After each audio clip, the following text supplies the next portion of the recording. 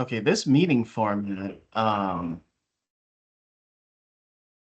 it is locking out permissions for folks to unmute, so they may just have to do that in the chat.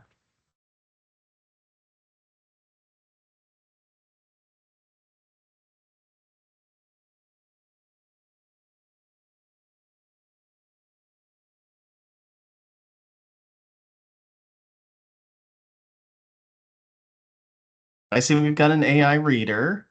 That's perfectly fine.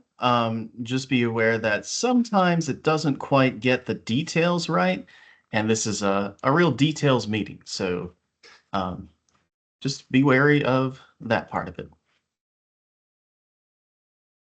We're going to get started in a couple of minutes. We're seeing a lot of folks still coming in.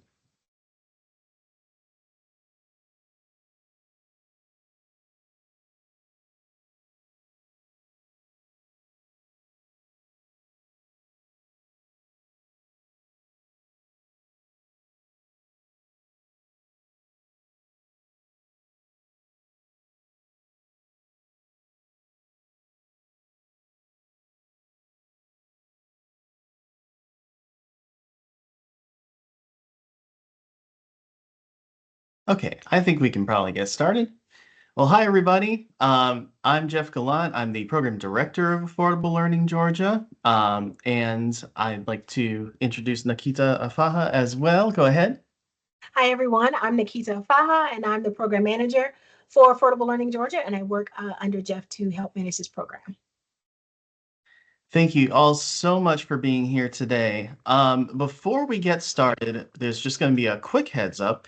If you're at a USG institution, that's fine. This applies to you. The Affordable Materials Grants use USG funding. These can only be awarded to teams located at USG institutions. So if you are a non-USG participant on a USG institution's team, that works just fine. Institutions usually add you as a contractor.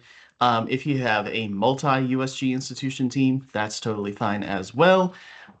If you're listing savings in your transformation grant application, those have to be USG institution savings only because that's what we are measuring here.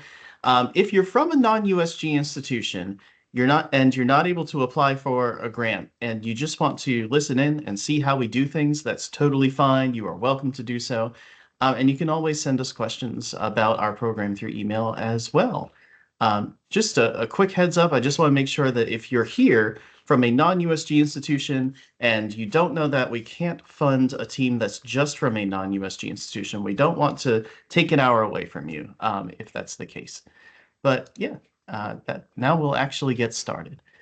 So welcome everyone to our grants interest meeting. I'm going to turn it over to Nikita for some introductions for all of you here.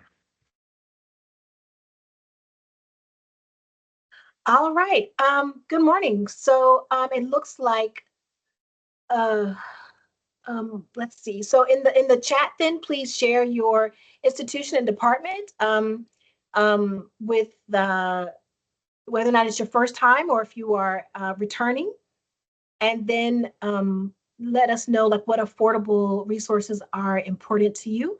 It looks like we have some settings that are preventing us from unlocking the mutes, but certainly we do want you to participate in chat. Thank you. We have a couple people who have added those in.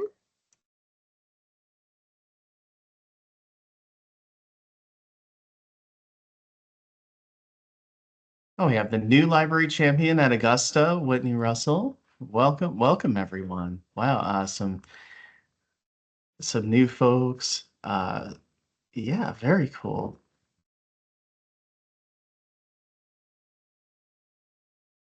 We got some from the arts and sciences. We got some from from STEM, biology, communications, from ESL. Open resources are important to Sharon because she wants to reach all students. Yeah, absolutely.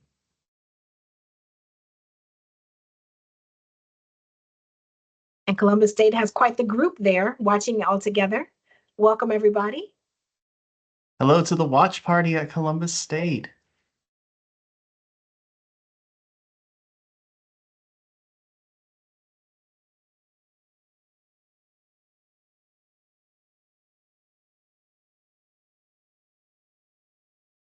I used to just read out all of these in a list, but I tend to trip over myself if I do so. So I am just summarizing as we go along.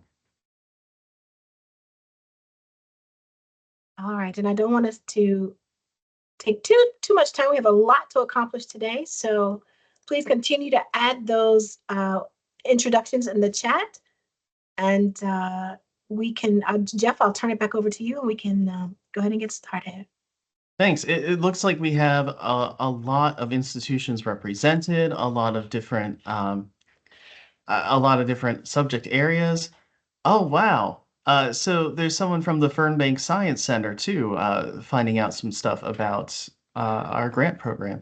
Yeah, if you have questions about the program, just send us an email and we'll be able to help as well. You might take away some good stuff here, but this also is going to be very uh, specific to applicants too. Some helpful links. The first one, of course, is that you should know how to apply for the grant.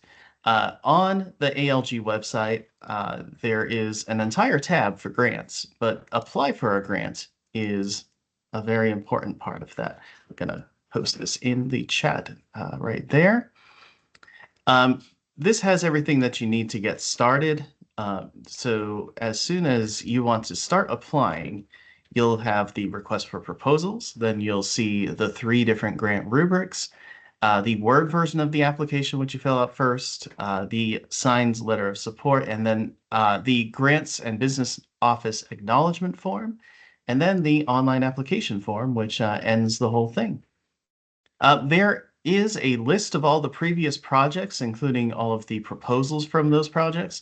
That's in the grants archive. That's a different page, and it's a Power BI based listing of all of the institutions. So you can filter it out by institution. You can search for your project lead, just in case you wanted to find out, hey, this person, I know they had theirs. What did they do?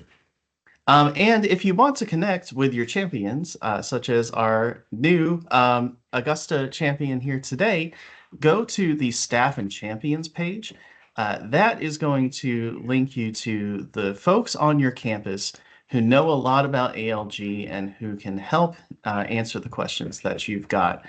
Uh, and we've got a big support system here. So if the champions take a look at your question and they can't figure it out, they can send it right over to us and we can work with them on it as well. But yeah, the first point of contact at your institution are your ALG champions. So be sure to reach out to them if you have any questions. Oh, I see in our notes that you were supposed to do that, Nikita. Sorry about that. Oh no, no, it's okay. Actually, I didn't uh, didn't catch that. Okay, so we're going to go through the different types of grants here. The first one are transformation grants. These are the first ones that we ever started with all the way back in round 1. Now we're all the way in round 27. Our transformation grants are ways for you to take your course that has commercial materials in it and replace it with open educational resources, free resources, library resources, and other affordable materials. So this is the really big action of taking that course and shifting it over to affordable. It is a big team effort most of the time. It includes savings estimates because we need to know how much per semester you are saving students. So we have estimates for summer. If you teach 3 different summer semesters, that's okay. That it differs by institution. Just put it all in one summer semester. Then the fall and the spring, which everybody has. Include winter session or intersession in the springtime. So if you've got something in January that's beforehand or in between December and January, that would be in the spring too. The annual amount of students is just the sum of all of them above. The original cost of the required materials. So not the stuff that you say, well, you could also get this encyclopedia set and, there's 12 books and it's $1,000. Like, you don't have to put that down. Just the texts that folks had to purchase for the class. What was that original cost? Then the new cost of the required materials. So if you're using OER or library resources, that's going to be $0. If it's low cost homework plus OER or something like that, it might be 15 or so. So the savings per student affected is the original cost of the materials minus any new costs of the materials. That's how much you are saving each student in the new one. And then the annual savings for that are the annual amount of students that you have, which we've already taken care of, multiplied by the savings per student. I've got a question. Will the slides be shared with participants afterwards? Yes. We'll be sharing both the YouTube version of this hosted and also we'll be sharing the slides. In the apply for a grant page, if you see the box at the top that says that there is a place to register for your for this, it's going to have an embedded YouTube video and it's going to have a slide deck there. So it'll be right there for you as you're applying. So the way that these are funded, these have the largest amount of funding per team member. It is a very involved project and is often a team project that's a pretty big undertaking because you're not just creating new resources or you're not just adapting resources to your course. You are transforming the entire structure of it in a lot of ways. So the award is 5,000 maximum per individual team member. That's for salary, course release, travel, etc. Um, you can include additional project expenses. Uh, for example, materials that you might need in order to get this done, software you might need in order to create something, but that needs to be justified within the budget and within the narrative application too. If we see in the budget that there's all of this software and we see nowhere in the application where that's going to be used, then we have a lot of questions. And the maximum total award per grant is 30,000. So you could have a team of six, and that could be at maximum 5,000 each. You wouldn't be able to put project expenses past that point. You can't do a $31,000 award. It can only be up to $30,000. There are more details on the RFP, but these are the basics of it. If you have other project costs, yeah, be sure to include them into the grant and make it very clear in the budget section and in the narrative in your plan why that's necessary. So after you've done all of this, or maybe you've already done this before and you don't need to transform your course, you're already using open materials. How do you keep that sustainable? How do you update your resources and have the time to do so? Well, we have continuous improvement grants for that. These are ways to improve either your low cost or no cost materials courses by creating new open educational resources, because if you're creating something, we're going to be sharing it under an open license, or revising open educational resources that are already out there, because with open, you have the right to do so. And then we can share that out, share out those new revisions.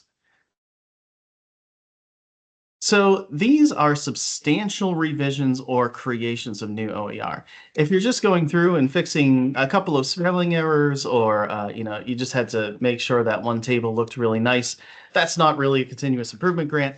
If you are updating the currency of the information that you have in an open textbook for sociology, which changes constantly, that would be a substantial revision.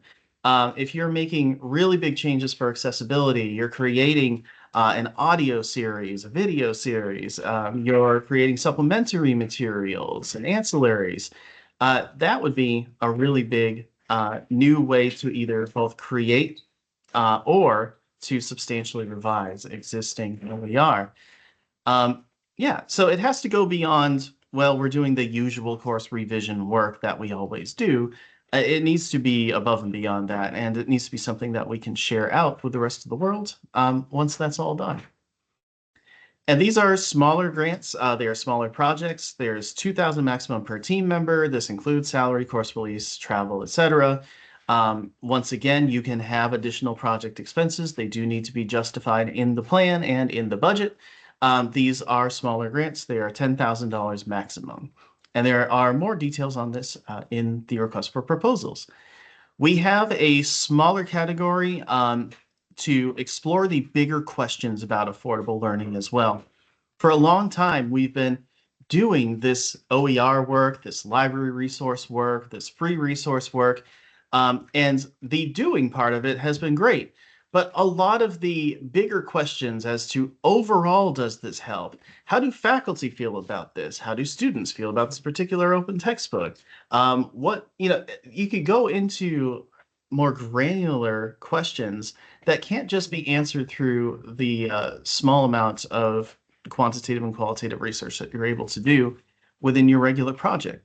That's where a research grant comes in. This has a limited budget. There are only so many awards that we can give out per year. Um, but it really does help us explore the bigger questions of OER here in our state. So yeah, I already talked a little bit about that part. They need to connect to one of the four parts of the framework that the Open Education Group came up with quite a long time ago. How does it affect either cost, outcomes, usage, or perceptions? The usage ones are really interesting. I've seen a couple of these where someone's like, well, we made our stuff open, but do students actually read it? And what do they read? When do they read it? That kind of thing is really neat. Cost, of course, is pretty self-explanatory when it comes to what is being saved and what isn't. Outcomes can be quite a few things. We're looking at student learning outcomes. Sometimes folks are focusing on that as grades. Sometimes it's on standardized tests. Sometimes you can break out student categories into disaggregations like by gender, by race, ethnicity. And so you can start seeing differences in how folks are either improving or staying the same or not improving with the new materials. So yeah, these research projects end with a research report that will be shared openly under Creative Commons license. But with research projects, you get lots of data, and you don't want to maybe share all of that data out with the rest of the world. Unless you want it to be shared, we don't share those data sets out. So the research report outline, this would be the main deliverable of the project that's due at the end of it. First of all, there's the standard set of information about your team, but then a summary of the project, including your research design, your goals, your objectives, your findings, and how they might apply to folks outside or how they may not apply because of some sort of unique circumstances. The description of any supplementary files that you have, but not replicating those files, just making sure that folks know that they exist. And then future plans. So if you're thinking of publishing an article on it or presenting it at a conference, or if you already have, how did that go in that case? Just seeing where this research is going to go from that point. And of course, in a research report, if you're doing research, you do often need to run stuff by your institutional review board. This isn't always the case. Some institutional review boards will say if you're doing exempt research and you know it's exempt, you don't have to run it by us. Some say even if it is exempt, you have to run it by us. You'll have to check with them and be sure that you do at least before you submit the application so that you know what the procedures are. If you're publishing a journal article, we would love for you to publish it in an open access publication because then it is shared out with the maximum amount of people and should have the maximum amount of readership and impact. But that differs per discipline. Some disciplines do not have a very well-read, respected open access infrastructure yet, although that is changing with regulations changing in the European Union, but it's still in the works over there. So it's not a requirement. We'd love for you to publish in an open access publication, but that is not required. The funding structure for research grants is the same as continuous improvement grants. It's 2,000 max per team member. You can have additional project expenses, and the maximum total award is 10,000. More details are in the RFP. Okay, so I'm going to turn it over to Nikita to talk a little bit about our timeline. Absolutely. Thank you, Jeff. And so everyone, at the end of this particular section, we will have a pause for questions. And so do feel free to raise your hand and then we can unmute you in order to ask your question, or of course, drop it in the chat. So from here, let me just go ahead and get started with our timeline discussion. Oh, let's see. Hold on, I have to take control. Let's do that. There we go. All right. All right, there we go. Okay, so we are in our round 27, and this is the timeline for round 27, and these will be for projects that are ending in spring, the spring semester 2026. These are year-long projects, typically. And so one of the most important ones is Monday, March 10th, our application deadline. That is midnight that night. So Monday, March 10th is for our application deadline. And you'll see that we have a few other details here that are important to you, such as the fact that we'll be doing reviews for a couple weeks after the deadline, so that we can get the notifications out to you as far as awards on April 1st. And then there's going to be a set of SLAs. We'll be sending those for signatures. And then we will have our kickoff meeting. It will be a virtual meeting, but it is required for the project lead. I think the project lead and maybe one other to attend to the kickoff meeting, where we'll go over some more details about how the process works and what you'll be expected to do after being notified. And then we will have a midpoint check-in, January 16th, 2026.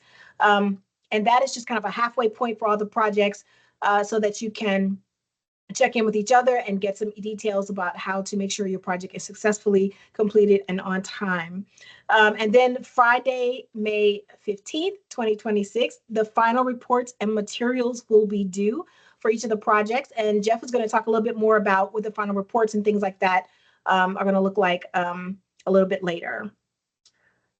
And then let's see. Oh, here we go. Yes, I thought I remembered correctly. At the kickoff meeting, there's at least one member needs to be participant at the kickoff meeting and at the midpoint check-in meeting. We do require that all the team members are required to participate in a web-based asynchronous training. And of course, if you've completed that asynchronous training before, if this is a repeat for you, you're exempt from this requirement, but it has to be within the last year. Now, oh, here we are. Yes. So before we move on, we're just about to run through how to apply for a grant. I'm going to do that. And if we have time, Jeff is actually going to take you through that. And so if there are any questions about anything that I've just went through or that he's went through so far, please let us know. You can raise your hand and we'll unmute you, or you can drop it in the chat. I'll just pause for a moment. And Jeff, when you're ready, go ahead and move on to the next slide. Okay, we do have a question. Dr. Tu says, for the transformation grant, do they apply to new courses that had no similar courses available before? They can.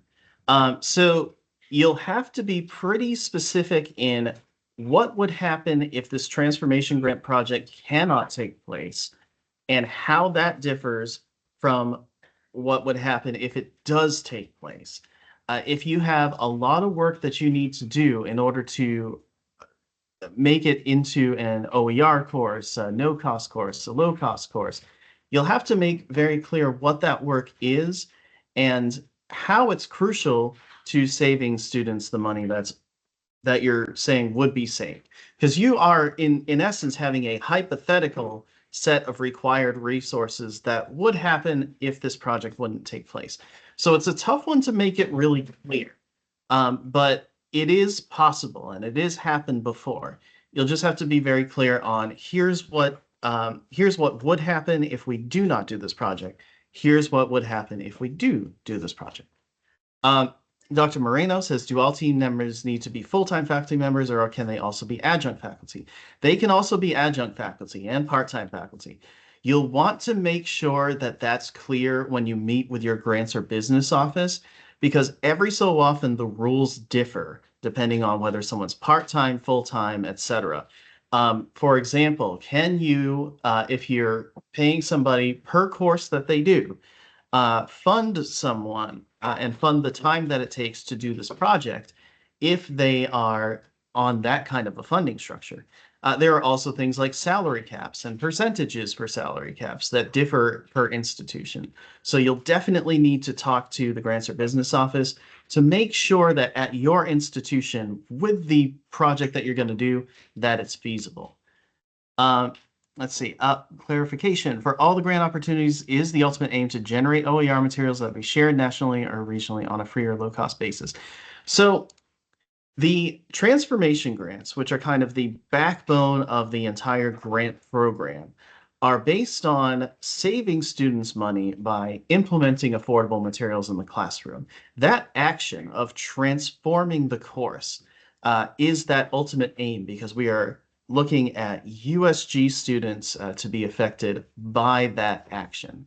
Um, Past that point, if anything in a transformation grant is created new, we want to share that under an open license and allow more folks to be able to adapt it and transform their courses in an even more effective way because now you have that newly revised OER or that newly created OER to help you out. Um, it's really that action, those student savings that are at the core of Affordable Learning Georgia and this grant program. Now, the continuous improvement grants are about keeping this stuff sustainable, about allowing the time to improve those resources in a big way and create new resources in a big way. And then we then share those out for that same reason, to make it easier for everybody else out there. And because we can share them with the world, we definitely do that. But this is a program that is centered in the USG. It is all about affordability first and foremost. So we are about student savings at its core. And of course, those student savings are something that is linked back to student success. Now, of course, we want more research on that too. Hence, we have research grants for things like that. I hope that makes sense, Ben. That's a really good question. Thank you, Jeff and Nikita, for clarifying and having this presentation. My question pertains to one of the courses I am teaching right now. For a two people team, it would be too much to do the entire thing of transformation in one grant. If we are requiring only one textbook for students to purchase, but the plan is to continually work on it to make it no cost at some point, how do we justify the budget if you're only planning on applying to a grant by working on certain parts now? Mm. I think this is going to be a complex question that has to do with exactly what your project is. If you're in a situation like that, send me an email. That will, or really send both of us an email. I would just immediately CC Makita either way. But I'm going to type those in right now. Oh, for some reason, mine did not come out as a mail to, and yours did. Sorry about that. But those are our email addresses. Because this is a complicated question that we'll need to talk about a little bit more. I think that it would be best answered in an email at that point. All right, seems like we have a couple more in the chat, and then try to move on to the next segment, if that's okay. Yeah, Dr. Sarko says, are the proposals that have already been funded available for us to review? You're unable to access them through the link I shared. Through the grants archive? Hold on a second. Let me just make sure that everything's running. And while he's doing that, I will mention to the personal question, if you do have situations that are unique to your project, we do welcome those individual questions. The one intent for this grant program is to be as inclusive as possible. And so sometimes individual situations require individual attention, and we absolutely welcome that. So, Dr. Sarkar, if you still cannot access the archive past that point, if it's just not showing up for you, again, send me an email on that and I will work this out so that I can at least send you over the materials that you would like to see. I'm not sure if maybe this is like a Mac Windows issue. It could possibly be a Safari issue if that's the case. Dr. Coase says, do all OER materials go to Digital Commons? The platform has limitations for interactive materials. Yeah, so Galileo Open Learning Materials, which is a digital commons repository, does list all of our stuff.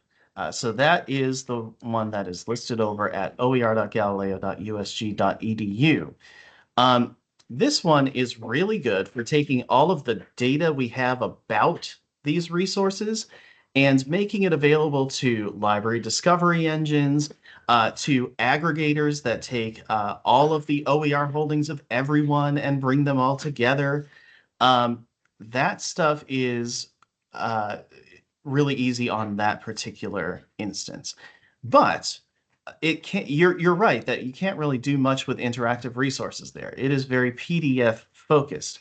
So what we have is newer. We added it right before the pandemic got started. Um, Instance of something called Manifold. It is called OpenALG over on our side of things. And OpenALG is all about creating interactive materials, web-based texts, and being able to both share resources that you've created elsewhere and can embed within a particular thing, or taking Word documents that you already have or an EPUB that you already have and creating a completely web-readable, highlightable, annotatable resource out of that too. So if you have more questions about Manifold, let us know because that is a whole different presentation to do.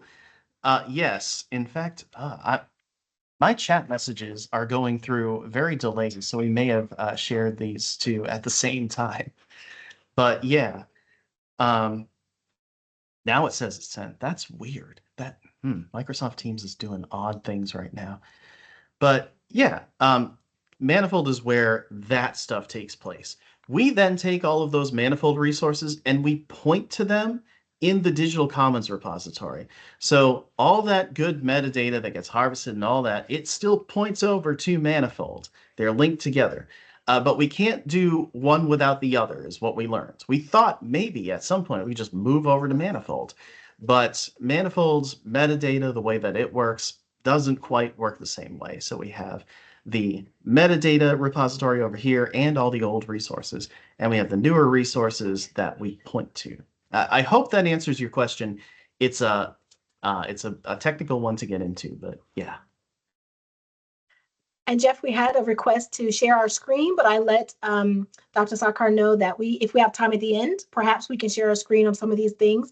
But we have a question that has been kind of upvoted by Yes. Dr. Wilson as the next one. Yeah, so would you be able to apply for a transformation grant for a course if you're the only one, if you're only one of many people who teach the course? The others choose their own materials, you'd be transforming the course. So you can. This is not something that would disqualify an application, especially if you're teaching quite a few students and making a huge impact. You could do a solo project, but you will make more of a student savings impact if you bring folks along in on your team.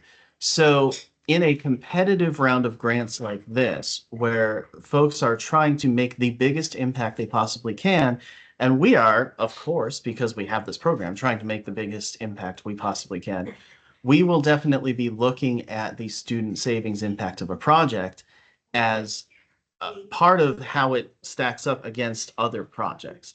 So the more the better, but it doesn't disqualify you to be a solo project.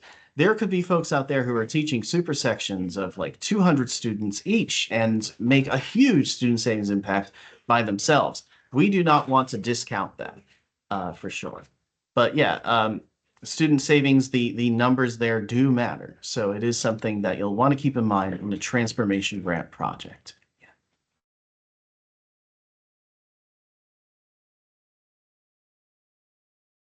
Thank you. All right. So the way to apply for a grant is going to be something that Nikita does. And then after that, if we have some time, I'll do a walkthrough on screen as well. Great, great. All right, so let me just take control real quick because how to apply, it's pretty straightforward. You definitely need to bookmark the apply for a grant page. And I think we've already added that to the chat, but if Jeff doesn't mind adding it one more time, the apply for a grant page, be sure to read through the request for proposal and your categories rubrics. Again, this is something that Jeff may be able to show you if we have time when we go through the apply for a grant walkthrough. Those rubrics will talk a little bit more about some of the categories that have priorities, such as being able to bring in other sections of a course that you're teaching, the collaboration and the impact, those kinds of things. So you want to read through the RFP. It is a Word document that will be attached to the apply for a grant page. And you'll want to complete the appropriate offline Word document proposal. You need to download that Word document and complete it offline. You also need to get your letter of support and acknowledgement forms signed and ready. You'll see these items on the apply for grant page listed.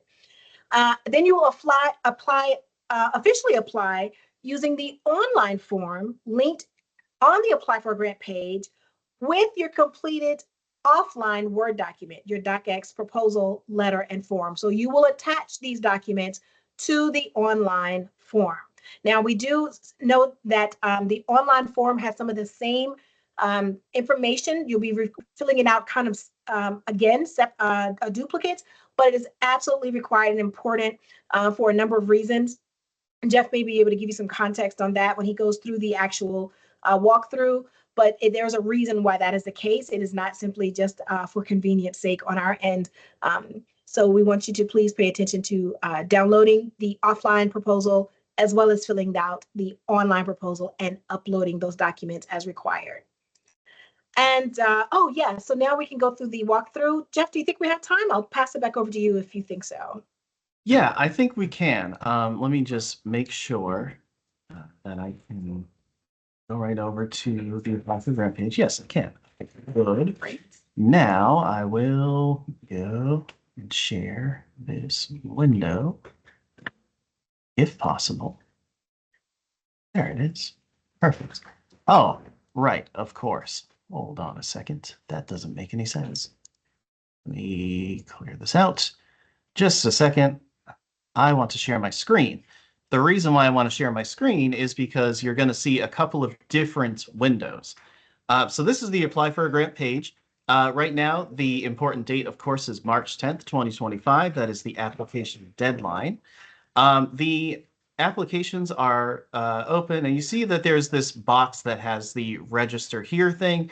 This is where the YouTube video is going to go, and it's where the slides are going to go as well. Then we list it out in steps. So the first thing that you want to do is read the request for proposals. The request for proposals is very detailed. You're going to want to make sure that you do understand all of it, though. The purpose is a little bit of what we talked about earlier, of what is the overall goal, right? Then the grant category. So what is a transformation grant? Exactly what does it mean to have one? What do low-cost materials mean? That stuff is all in here. And what happens if you have a lab and you have a STEM course that has a textbook? There's even a note in that for that. Here's how the funding works, continuous improvement grants, research grants. Then it goes to the required activities. So this is the stuff that you would have to do from the very beginning all the way to the end of the project. Includes some stuff like accessibility, and we have some links to accessible guides as well. Continuous improvement grants also have required activities, and so do research grants. The kickoff training, the midpoint check-in, the application guidelines are right here, including the letter of support, the grants or business acknowledgement form, then the priorities for transformation grant applications. So these are you get a small amount of priority points for meeting some of these categories. It does not disqualify you for from being in these for not being in these categories. It is just a little bit for being in them. Then even a whole guide of how to apply, just like on our page, the whole review process. When folks are going to be notified, here is how they are going to be notified. We do not just outright reject folks and then expect you to never come back. We really want you to revise and resubmit in a future round. Any reviewer comments that we have that are not just to administrators, we're going to be sharing those with each applicant. We have the whole timeline in here.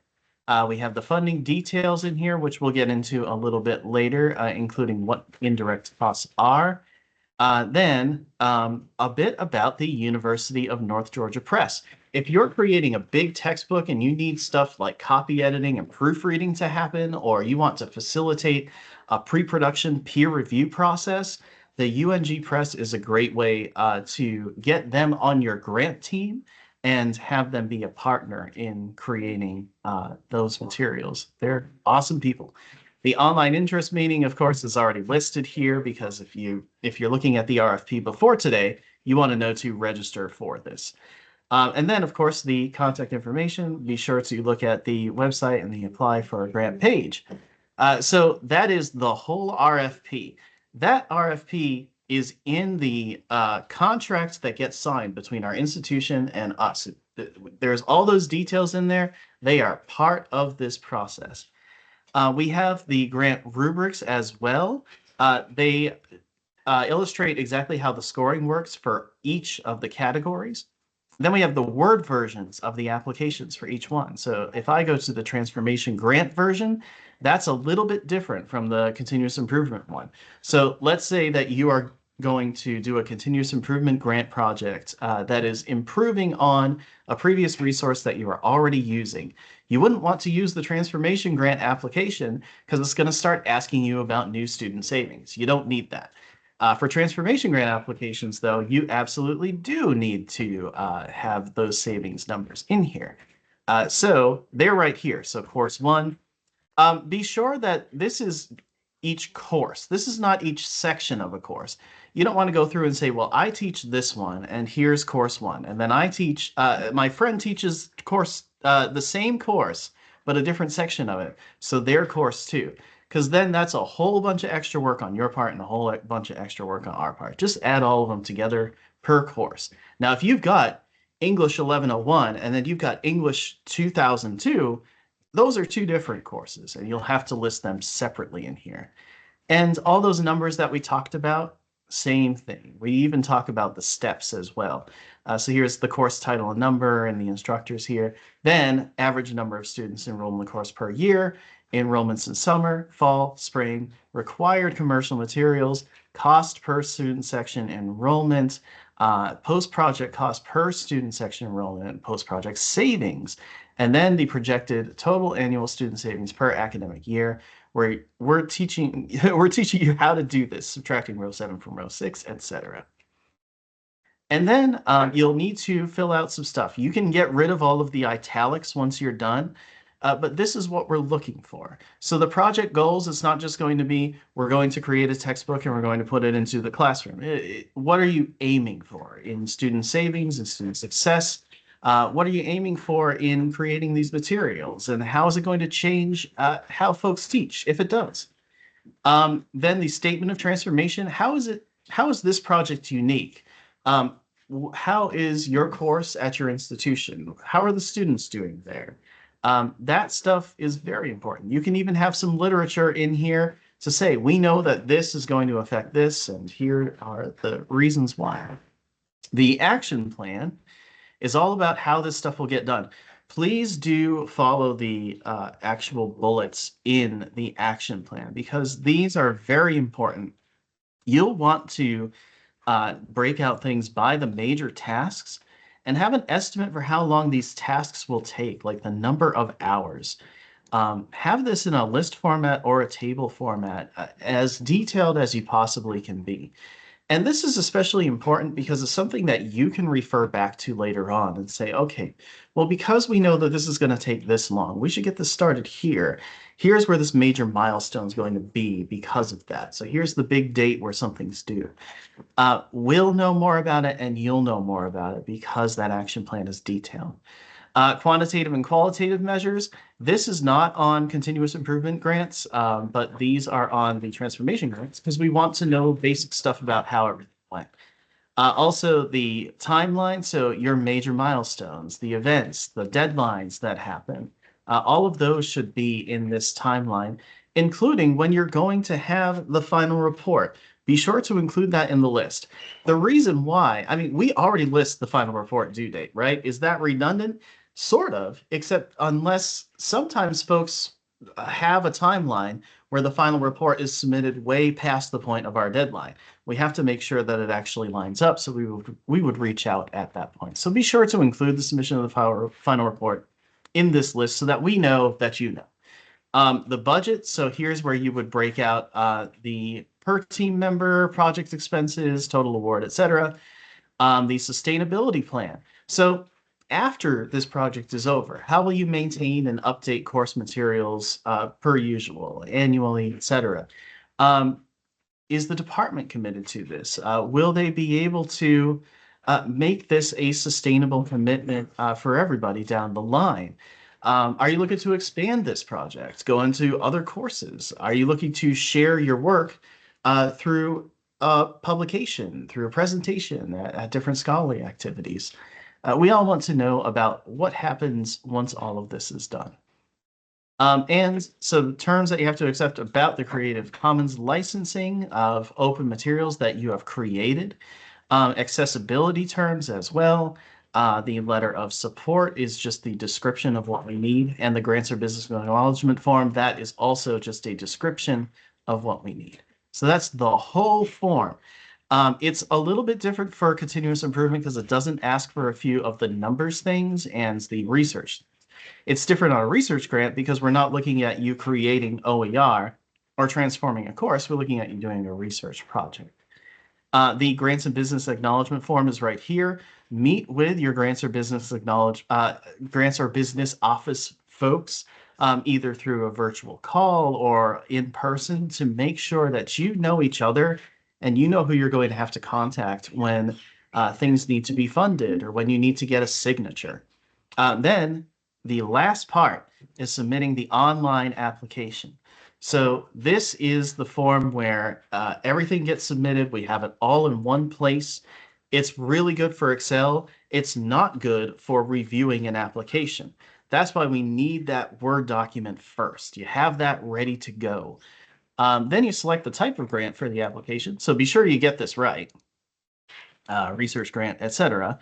The requested amount of funding is in here, and then you will go to next, and it will ask you things based on the application that you are sending in. And you'll need to upload your Word document at the very end of this.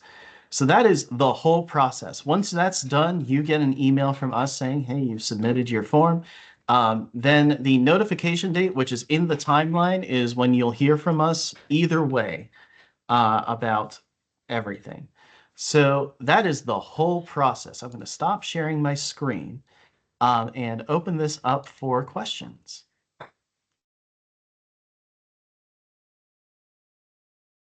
And again, remember, just raise your hand so we can unmute you or drop some questions in the chat. And of course, as we're going along, feel free to also put your questions in the chat and we can answer as we go.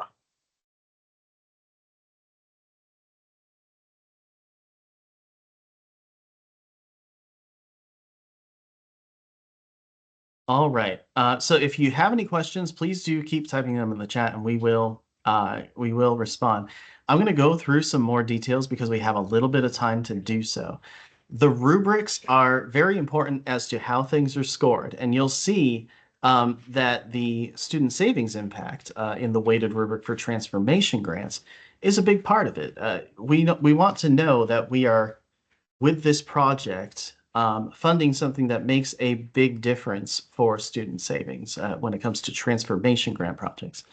So that weight is ×3 for the points awarded, and that's 1, 2, 3, 4, 5, ranging from outstanding to needing a lot of work. Teaching and learning impact is another part of it.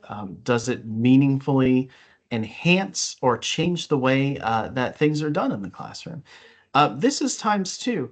It could very easily be weighted at the same amount, but some folks are making a big student savings impact and they already have made a lot of big teaching and learning innovations.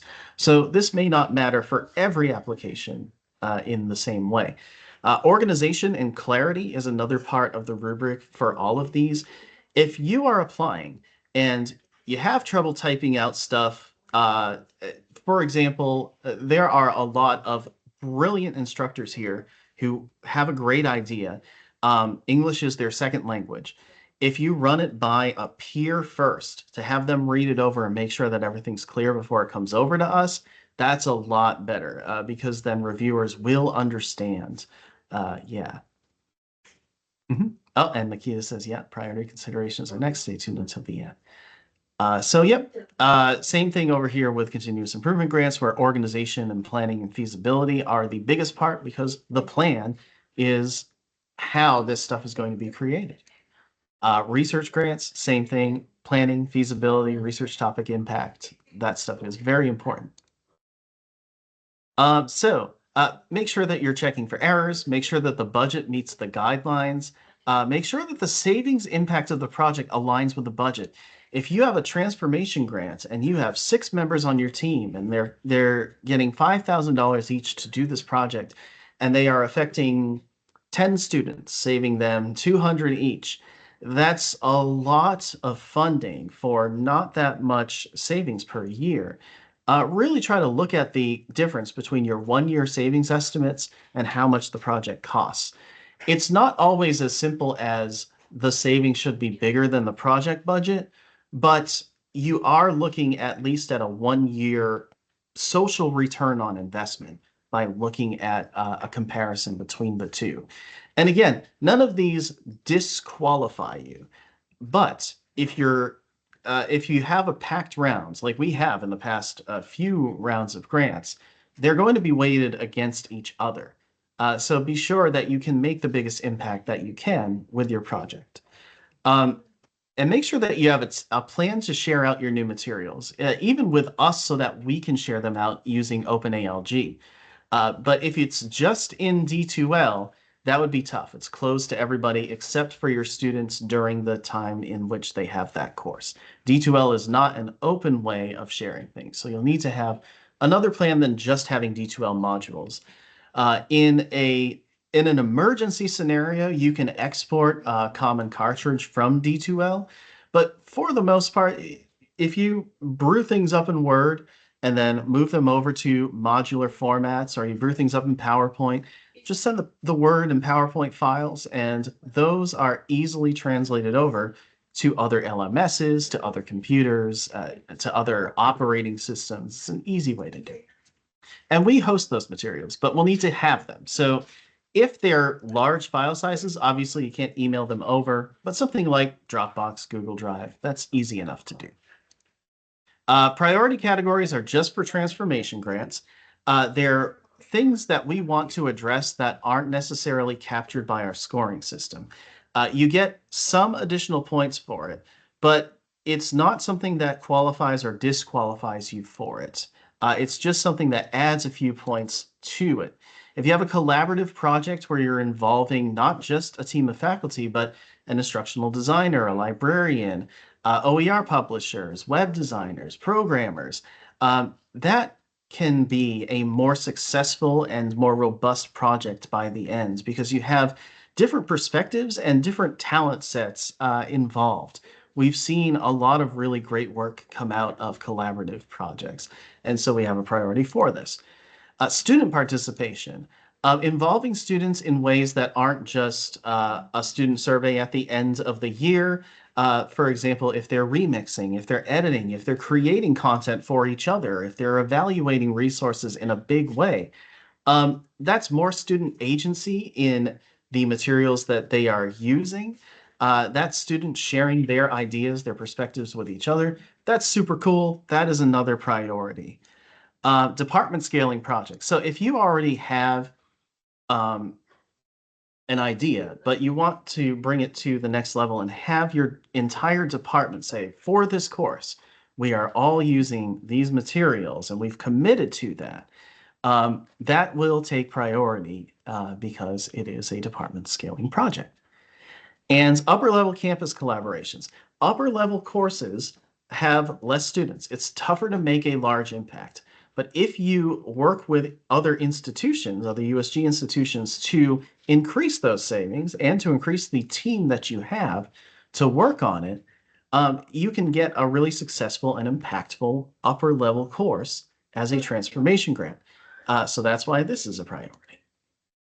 Now, funding, before we go, I know we got 5 minutes, so I want to make sure that this is very clear.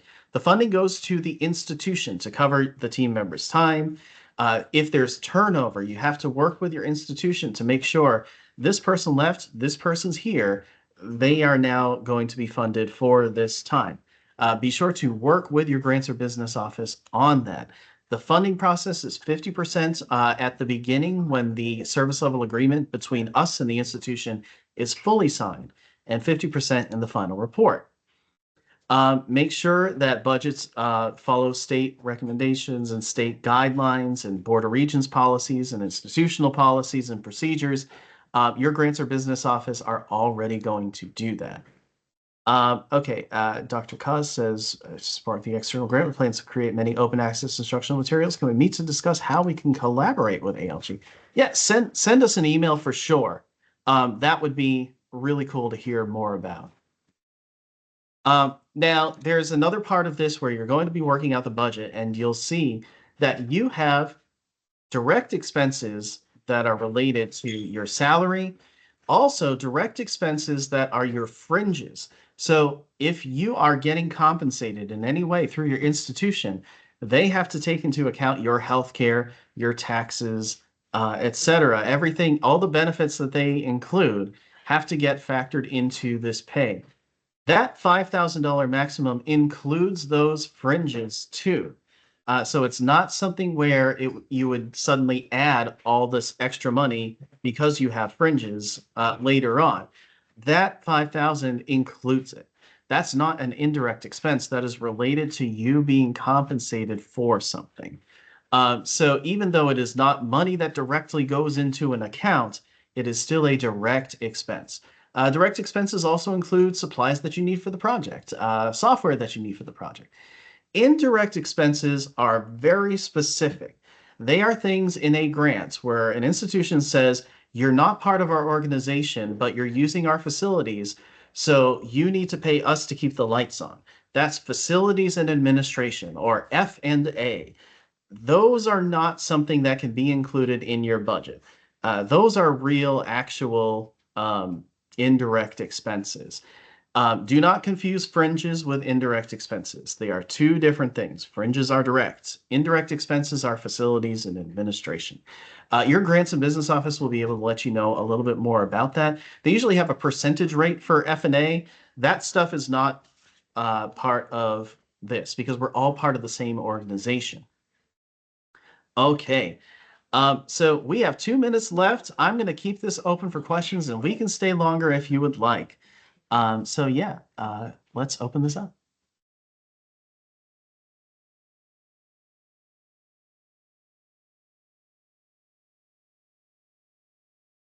And remember to raise your hand so we can unmute you or drop your question in the chat. And of course, feel free to email us as well.